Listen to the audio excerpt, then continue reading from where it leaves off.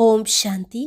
25 मई 2022 के ईश्वरीय महावाक्य पहले सुनते हैं मुरली के मुख्य पॉइंट्स।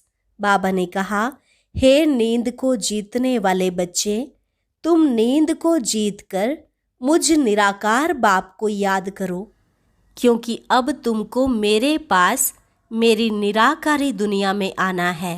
बाप को याद करना और बाप की नॉलेज को याद करना दोनों में ही प्रॉफिट है। तो ऐसे मोस्ट बिलवेड बाप को कितना याद करना चाहिए।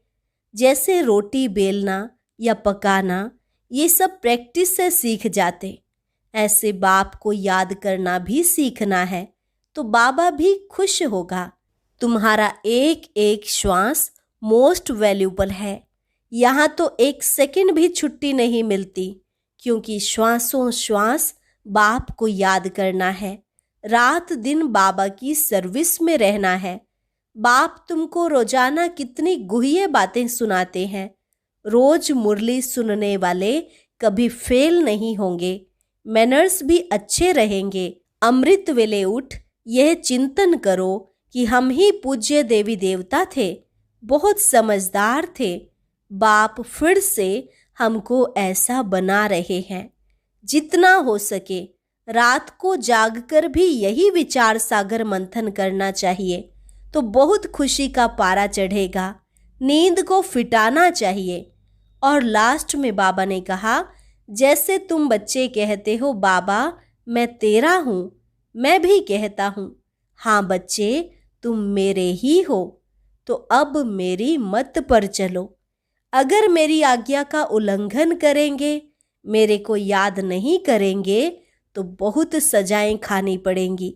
सजा खाकर फिर मेरे पास आना, यह तो ठीक नहीं है। सीधा आने से इज्जत मिलेगी। और अब सुनते हैं महावाक्यों को विस्तार से। मुरली का सार। मीठे बच्चे, नींद को जीतने वाले बनो। रात को जागकर ज्ञान चिंतन करो। बाप की याद में रहो तो खुशी का पारा चढ़ेगा।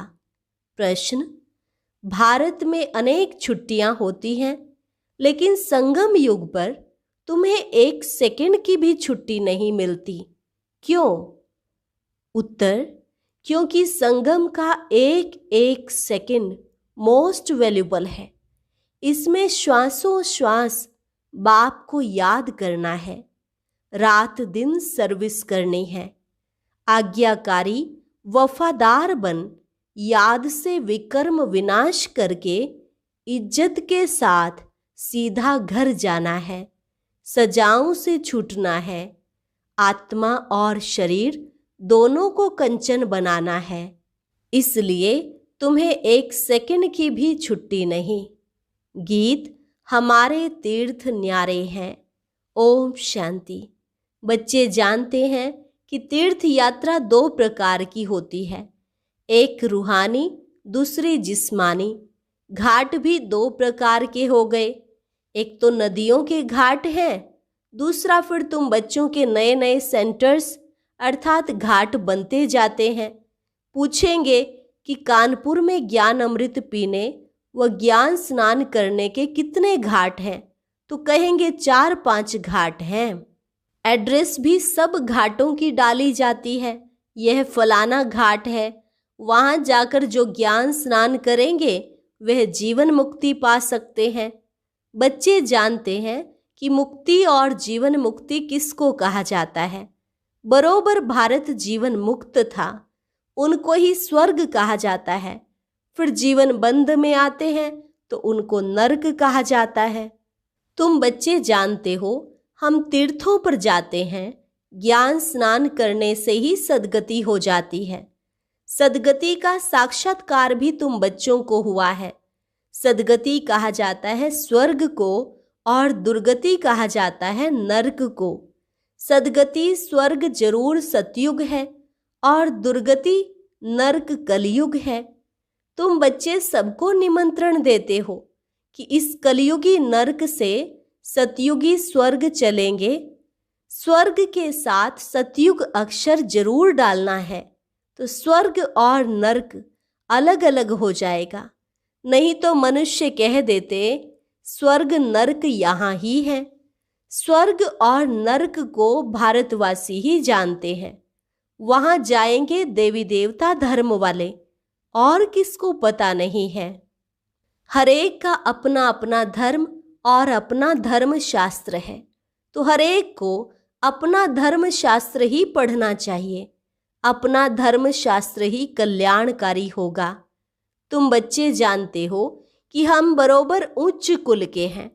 जब तक तुम मनुष्यों को ड्रामा का राज नहीं समझाएंगे, तब तक वो घोर अंधियारे में है। इसलिए इन चित्रों पर भी समझाना चाहिए।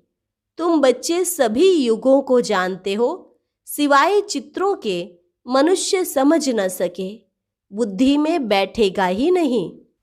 तुम स्कूल में बिगर नक्शे किसको बताओ कि फ्रांस इंग्लैंड यहाँ है, तो बिल्कुल समझेगा नहीं। तो यह बात भी बिगर चित्रों के कुछ समझ नहीं सकेंगे।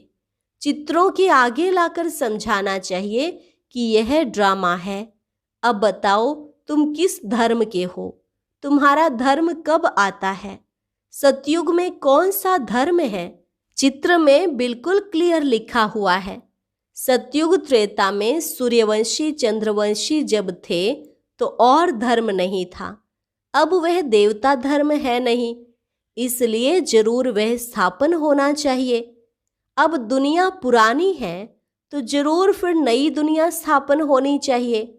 नई दुनिया में लक्ष्मी नारायण का राज्य था। लक्ष्मी नारायण का चित्र ही मुख्य है। लक्ष्मी नारायण का नाम बाला है। उनके बड़े बड़े मंदिर भी बनाते हैं।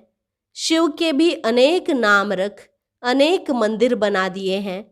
उनका भी नाम बाला है। सोमरस पिलाते हैं, इसलिए सोमनाथ नाम रख दिया है।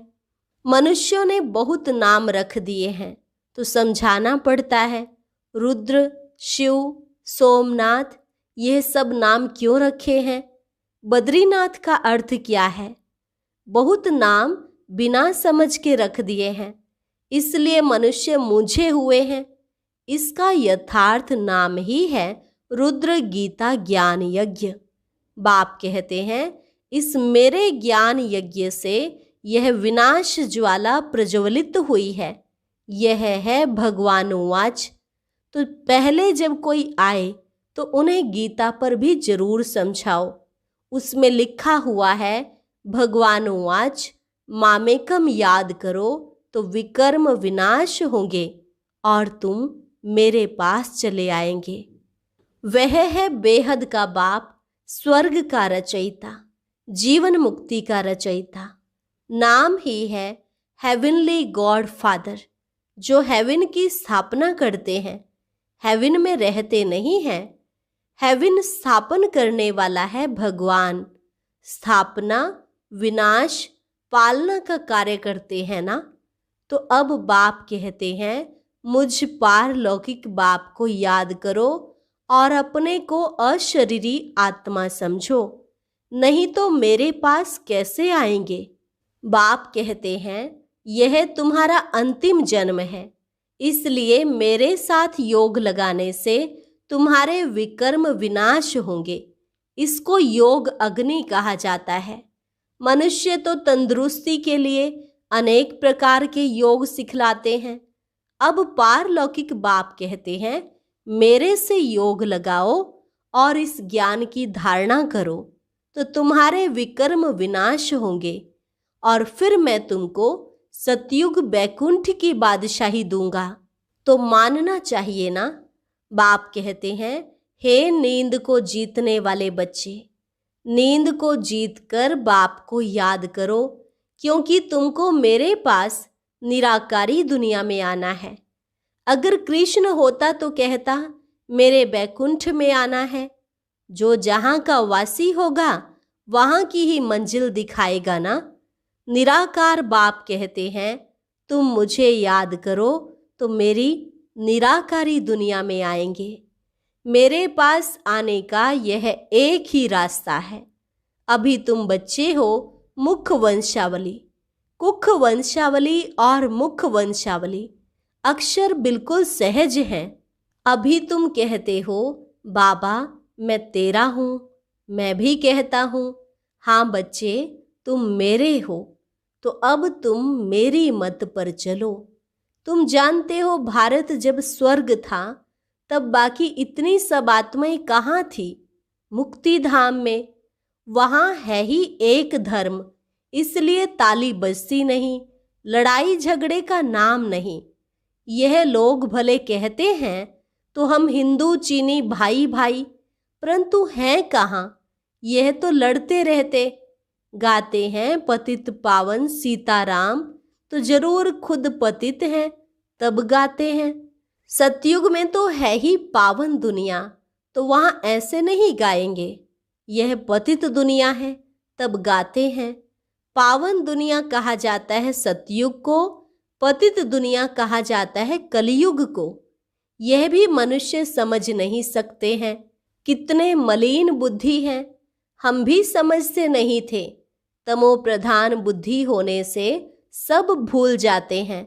बाप कहते हैं तुम बिल्कुल बेसमझ बन पड़े हो। तुम कितने समझदार थे।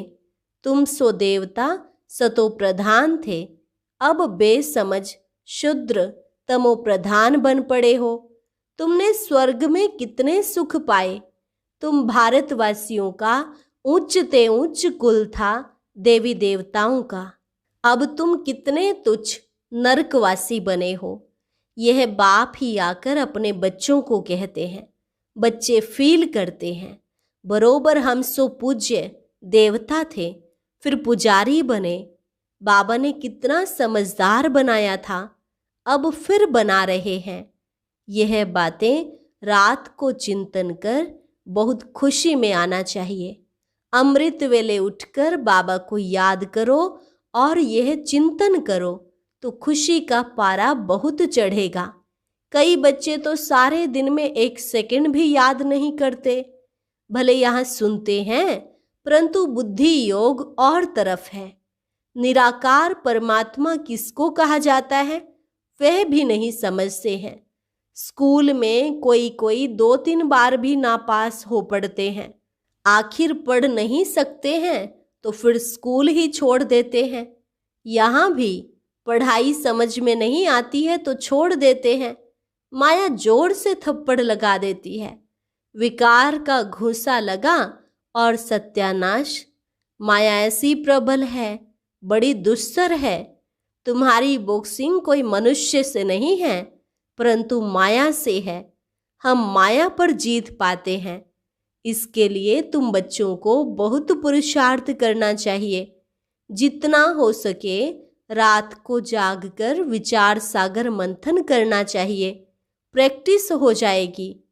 भगवानुवाच सभी बच्चों प्रति है, सिर्फ एक अर्जुन प्रति नहीं। सभी युद्ध के मैदान पर हैं। बाप सभी बच्चों को कहते हैं, बच्चे रात को जागकर मोस्ट बिलवेड बाप को याद करो तो विकर्म विनाश होंगे और ज्ञान की धारणा भी होगी। नहीं तो जरा भी धारणा होगी नहीं। अगर मेरी आज्ञा का उल्लंघन करेंगे, मेरे को याद नहीं करेंगे तो बहुत सजाएं खानी पड़ेंगी। ईश्वरीय डायरेक्शन मिलते हैं ना। मैं तुम्हारा बहुत मीठा मीठा बाप हूँ। मेरे को याद करने से तुम मेरे पास आ जाएंगे। सजा खाकर फिर आना यह तो ठीक नहीं है। सीधा आने से इज्जत मिलेगी। इसलिए मेरी आज्ञा का उल्लंघन मत करो। आज्ञा ना मानने वाले को निंदक कहा जाता है। यह है सच्चा बाबा, सच्चा सतगुरु, तो उनकी आज्ञा माननी चाहिए ना। शिव बाबा तो बहुत मीठा है। आत्मा और शरीर दोनों को ही कंचन कर देते हैं। कंचन काया सिर्फ तंदुरुस्ती को नहीं कहा जाता है। आत्मा भी प्योर और शरीर भी प्योर, उसको कंचन काया कहा जाता है। देवताओं की कंचन काया थी, अभी तो सबकी किचड़े की काया है। 5 तत्व तमो प्रधान है, तो उससे शरीर देखो कैसा बनता है, शक्लें देखो कैसी हैं। कृष्ण की तो बहुत महिमा है। ऐसा शरीर तो तुमको स्वर्ग में ही मिल सकता है। अभी तुम फिर सो ऐसा देवता बनते हो। तो मुख्य बात है, रात को जाग कर याद करेंगे तो प्रैक्टिस पड़ेगी। नींद को फिटाना चाहिए। प्रैक्टिस करने से सब कुछ होता है। धंधा धोरी, रोटी बेलना, पकाना आदि सब प्रैक्टिस से सीखना होता है ना। बाप को याद करना भी सीखना है। जिसको सारा कल्प भूले हो, अब उस बाप को याद करना है तो बाबा खुश होगा। नहीं तो कहेंगे यह वफादार फरमान बरदार बच्चा नहीं है। फिर बहुत सजा खाएंगे। उनकी तकदीर में मार है। यहाँ कोई थोड़ा भी किसको गुस्सा करते हैं तो बिगड़ते हैं। वहाँ धर्मराज सजा देंगे, फिर थोड़े ही कुछ कर सकेंगे। उस जेल में गवर्नमेंट बहुत मुफ्त का काम कराती है। कोई बिगर मेहनत जेल भोगते हैं, कोई को मेहनत करनी पड़ती है। तो धर्मराजपुरी में भी जब धर्मराज सजा देंगे तो कुछ कर नहीं सकेंगे। अंदर समझेंगे कि हमारा ही दोष है, तब तो सजा मिली है। यह भी फील करेंगे कि हमने बाप का फरमान नहीं माना है, इसलिए सजा मिलती है। इसलिए बाबा कहते हैं जितना हो सके मुझे याद करो। अच्छा देखो, भारत में जितनी सबको छुट्टियां मिलती हैं उतनी और कहाँ नहीं मिलती। परंतु यहाँ हमको 1 सेकंड की भी छुट्टी नहीं मिलती, क्योंकि बाबा कहते हैं श्वासों श्वास याद में रहो। एक एक श्वास मोस्ट वैल्यूबल है। बच्चों को रात दिन बाबा की सर्विस में रहना चाहिए। तुम ऑल माइटी बाबा के ऊपर आशिक हो या उनके रथ पर या दोनों पर, जरूर दोनों पर आशिक होना पड़े। बुद्धि में यह रहेगा कि वह इस रथ में है, उनके कारण तुम इस पर आशिक हुए हो। शिव के मंदिर में बैल रखा हुआ है, वह भी पूजा जाता है। कितनी गुह्य बातें हैं जो रोज नहीं सुनते, वह कोई न कोई बातें मिस कर देते हैं। रोज सुनने वाले कभी फेल नहीं होंगे, मैनर्स भी अच्छे रहेंगे। बाबा को याद करने में बहुत बड़ी प्रॉफिट फायदा है। फिर उनसे भी बड़ी प्रॉफिट बाबा की नॉलेज को याद करना। योग भी प्रॉफिट, ज्ञान भी प्रॉफिट। बाबा को याद करने से तो विकर्म विनाश होते हैं और पद भी उच्च मिलता है। जहाँ बाबा रहते हैं वह है मुक्ति धाम, ब्रह्मलोक। लेकिन सबसे अच्छा है यह ब्राह्मणों का लोक। ब्राह्मण जनेऊ जरूर पहनते हैं, चोटी भी रखते हैं, क्योंकि बाबा हम ब्राह्मणों को चोटी से पकड़ ले जाते हैं। अच्छा, मीठे मीठे सिक्की लधे बच्चों प्रति मात पिता बाप दादा का याद प्यार और गुड मॉर्निंग। रूहानी बाप की रूहानी बच्चों को नमस्ते। रूहानी बच्चों की रूहानी बाप दादा को नमस्ते नमस्ते, गुड मॉर्निंग। धारणा के लिए मुख्य सार। पहली पॉइंट, शरीर और आत्मा दोनों को कंचन बनाने के लिए बाप को याद करने की आदत डालनी है।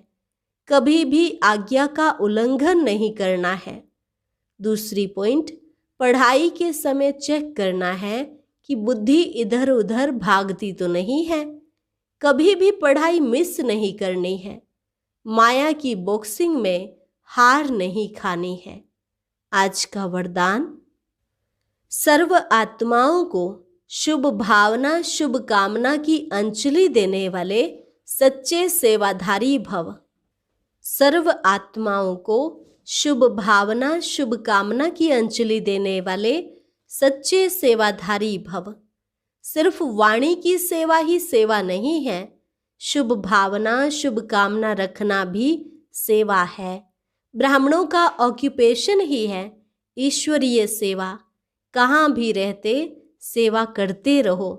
कोई कैसा भी हो, चाहे पक्का रावण ही क्यों न हो, कोई आपको गाली भी दे तो भी आप उन्हें अपने खजाने से शुभ भावना शुभ कामना की अंजलि जरूर दो, तब कहेंगे सच्चे सेवाधारी।